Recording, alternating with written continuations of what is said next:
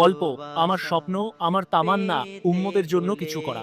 ছোটবেলা থেকেই আমার মনে একটা কথা ঘুরে বেড়াতো, আমি কি শুধু নিজের জন্য বাঁচতে এসেছি?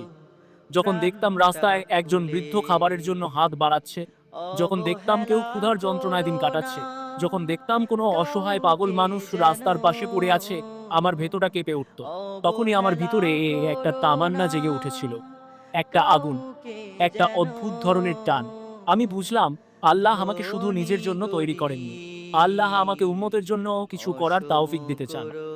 দিন যেতে যেতে সেই তামান্না আরো বড় হলো। মানুষ সাহায্য চাইলে আমি ফিরিয়ে দিতে পারতাম না।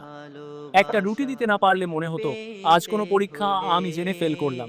আমি বুঝে গিয়েছিলাম, দুনিয়ার সত্যিকারের শান্তি, দুনিয়ার সত্যিকারের সুখ পায় টাকা দিয়ে নয়, গাড়ি বাড়ি দিয়ে নয়, বরং অসহায় মানুষের হাসিতে, রাতের অন্ধকারে মানুষের চিৎকারে, নয়তো নিঃশব্দ কান্নায়।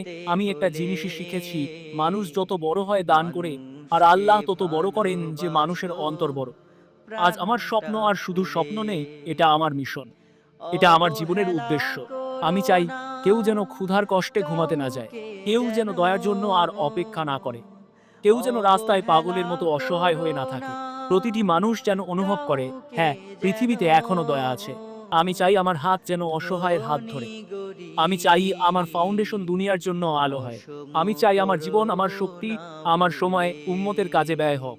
কারণ আমি জানি একদিন সব শেষ হয়ে যাবে, শুধু বেঁচে থাকবে সেই ভালো কাজ, সেই দান, সেই দয়া, যা আমার রুহকে হাসাবে এবং আল্লাহকে খুশি করবে।